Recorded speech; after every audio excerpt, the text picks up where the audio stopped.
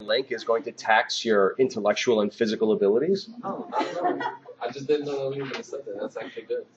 Because I have it done. All I got to do is the Let's get going. 15 minutes. Well, it's going to be a great 15 minutes, isn't it? All right. So, Italy was the first authoritarian government in in Europe, which means everyone took their cue from the fascist experiment in Italy. And as we saw in this document we just looked at, it's pretty easily characterized. Fascism is, above all, in response to the success of the Bolsheviks in Russia. Everybody thought they were successful in Russia. Maybe communism will come to Italy. It was anti-democratic, anti-Marxist or socialist, and anti-liberal. All of these things people listened to because everyone looked around them and said, Italy is in trouble after World War I, and this seems like the way to go. Now, who was this guy, Mussolini? Mussolini actually was once a socialist. He ended up being the worst enemy of socialism in Italy, but he actually began as a socialist, which should tell you something. He knew the ideology intimately, but once he was fed up with it, he turned against it wholeheartedly because he knew it so well. Now, his movement came out of World War I. At the end of World War I, Mussolini, he signed up for the war, he volunteered, he fought, he got injured, he was awarded. At the end of the war, he thought to himself, Italy needs a new system of government. This democratic, liberal government we have is killing us. We're barely winning this war. We need to form a new political system. We need a government, a new political system that puts the nation first, that will do anything possible to make Italy strong and powerful. We also need a government, and this I'm now talking just after the war is over, the Versailles Peace Treaty is signed, and Italy didn't get what was promised. We need a government that will get Italy everything that it was promised in terms of territories. We also need a government that will protect Italy against socialist revolution. Like I mentioned, it was successful in Russia. The socialists and communists are getting stronger and stronger in France, in Germany, Austria, and Italy. If a Russian revolution can happen there, a revolution can happen here. So, this is Benito Mussolini. Like many of the dictators in the interwar period, even though they weren't full-time military leaders or still in the military, this guy, just like Joseph Stalin and Adolf Hitler, always appeared in a military uniform, just like the leaders of Germany in pre-World War I Germany. Because if you show up in a military uniform, even though this guy was only in the military for about 2 years, as a corporal, I think, you portray that militarist image you want your nation to inhabit. So how did Mussolini go from being a socialist and then a soldier to being the prime minister and then dictator of Italy? First off, you have to look at what Italy was going through after World War I. It was an absolute mess. The economy was broken. All these men were coming back from the front, and so unemployment went up. The factories slowed down because they were no longer churning out war material. So you had unemployment, you had all these unemployed and in some cases homeless veterans. There was frustration with not only Italy not getting what it was promised at the end of the war, but now the economy was breaking down with all these soldiers coming home. Now, the other part of it is political paralysis. The soldiers that were coming back were all inherently, most of them, nationalists. They did their bit at the front, and they were upset because when they came home, they had no farms, no homes, no jobs. They did all the fighting and dying. When they come home, they got nothing. Who stayed at home? The workers working in the factories. Who? The soldiers, the veterans now, felt had gotten off easy. Sure, they were working long hours in the factories, but they weren't fighting on the front like we were. So you automatically had this competition between the returning soldiers and the workers and the socialists and their new vision of Italy, and who really suffered during World War I. In Parliament, you have more paralysis. The socialists have a lot of seats in Parliament. The other party that has a lot of seats are the Catholics. The Catholics and the socialists hate each other. So in the midst of all this economic problem, you have fighting on the streets between veterans and socialists and workers, and in Parliament, nobody can make any decisions to get the economy going again.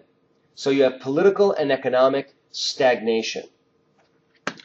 In steps Mussolini, who feels someone's got to take control of this. Someone has to bring stability back to Italy, and that's what the middle classes wanted. They were less and less concerned about, are we democratic, liberal, I don't care. Somebody bring stability, order back to Italy. So Mussolini organized many veterans from World War I, many of these unemployed soldiers, and essentially he formed a political party. But it was a political party with its own private army, the black shirts. So they would compete in elections, but their strongest power was simply going out into the streets and beating the crap out of marching socialists and communists and workers who went on strike. And Italy at this time was just riddled with strikes as workers were trying to improve their quality of life, but it was perceived as the beginnings of a revolution, a socialist revolution, just like in Russia. So Mussolini's black shirts, essentially that's what he did. He smashed strikes where socialists won control of local government. The black shirts would go in, beat up the government, and then take over the town, even though they weren't elected to that position. So then you might be saying, well, what did the government do? Why didn't the army or the police stop this random, essentially gang violence, the black shirts? Why weren't they stopped? Because the government was more concerned about a communist revolution than they were about Mussolini and his black shirt thugs. The problem was, slowly but surely, Mussolini is not just taking over this town and that town. He is taking over entire regions of Italy. His private army is now virtually in control of all the major parts of central and northern Italy by 1922. So now Mussolini says to the king of Italy, I want real political power. I want you to appoint me as the prime minister of Italy. Because running in elections, I don't have the votes to become the legitimate prime minister of Italy. But you can appoint me in a time of crisis. And this is a time of crisis. So, the king of Italy, Victor Emmanuel III, had to make a choice.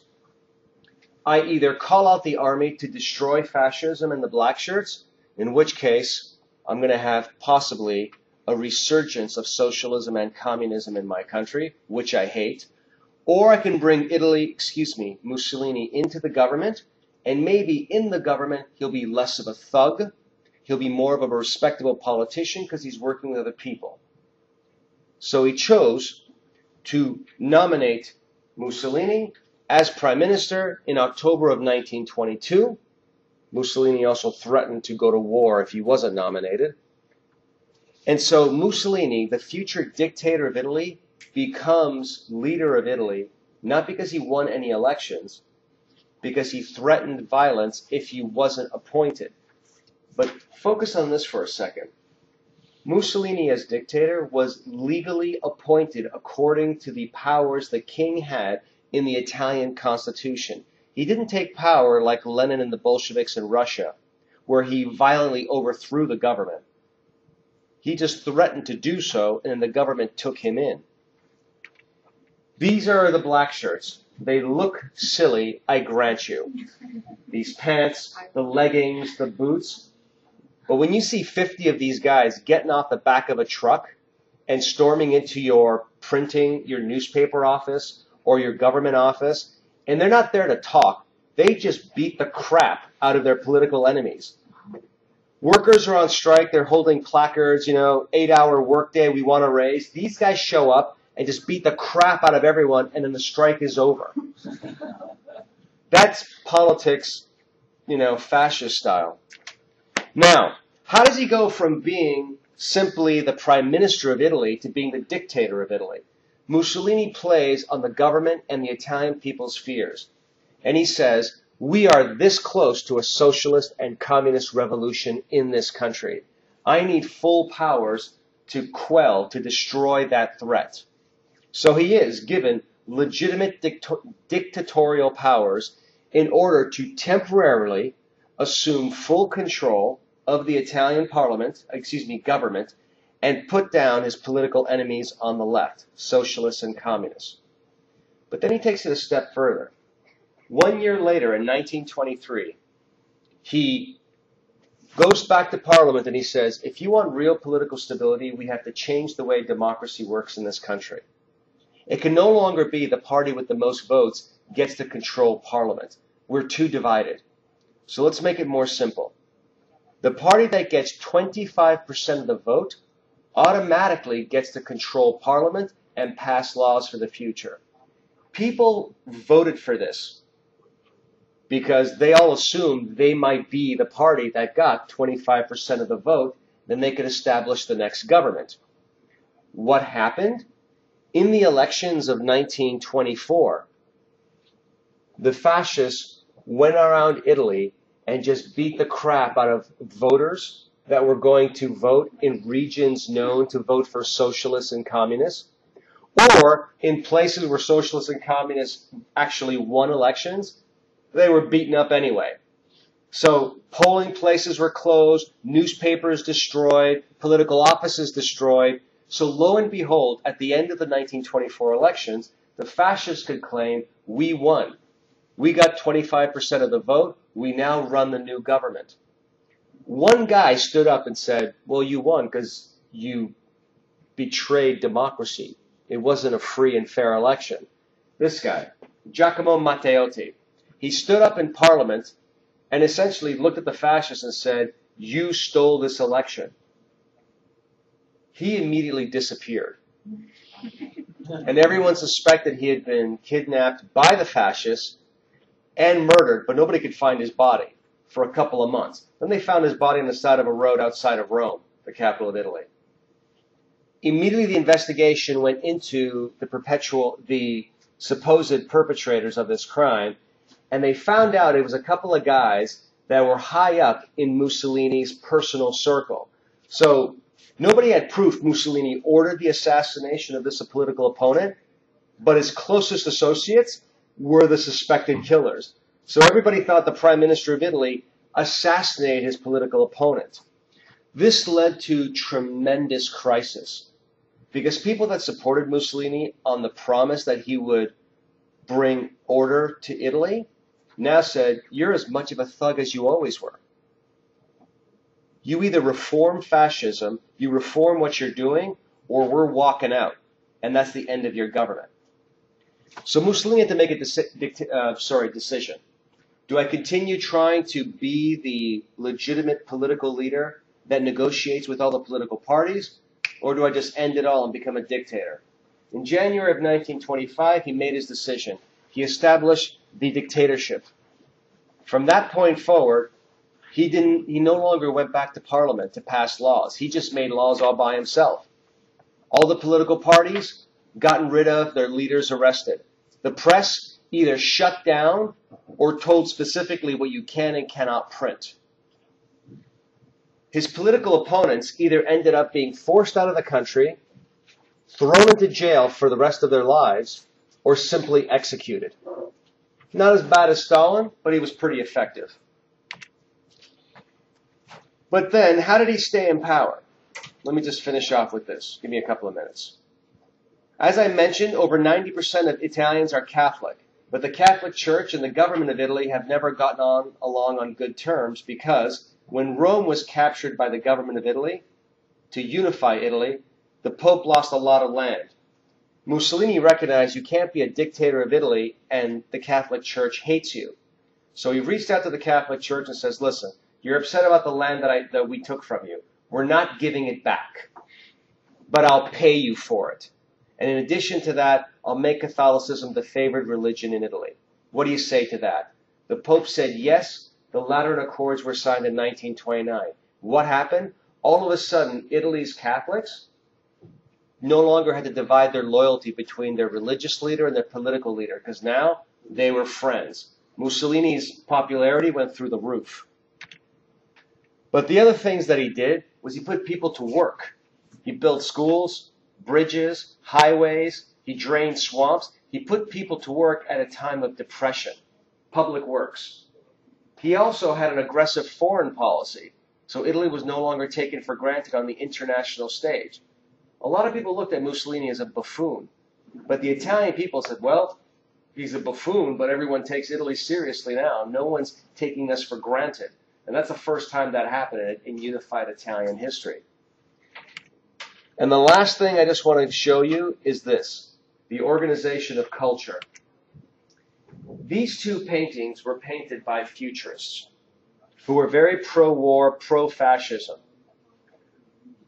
But these two paintings were painted at a time that Mussolini was building up the Royal Italian Air Force for the purposes of war. It is not a coincidence that these artists painted pictures which glorified air power and the military use of air power. Now the question you might be asking is, were they told to by the government? Would they be punished if they didn't paint this? Absolutely not, because Mussolini had a better idea. Let people write and paint whatever they want. As long as it's not overtly anti-fascist, you can do whatever the hell you want. We're not telling you what to paint, except for make sure it's not anti-fascist. But if you want to paint trees for the rest of your life, what do I care? But if you paint things which the state happens to like and appreciate, we'll buy your artwork. We'll hang it in our offices, in our train stations and postal offices, which we are building. So we're not telling you what to paint. But if you want to do business during the Great Economic Depression, the state will be your best customer. We're not telling you what to paint. Just don't paint anti-political, anti-fascist stuff. So artists all by themselves said, I want to do business. Well, Mussolini likes airplanes. He bought the support of the country's intellectuals, painters, and poets. He didn't have to beat them into submission. He just offered them an economic means to survive during the Depression. Yes, he got rid of some of his enemies violently, but most of everyone else went along for the ride. Because peace with the Catholics, jobs created, international respect, and for artists, patronage. He pretty much said everything he was going to do, he did. He did. Thank you very much. Hand in your assignment on the way out. Habit of yours. I want you to be fully apprised of what's going on for the final.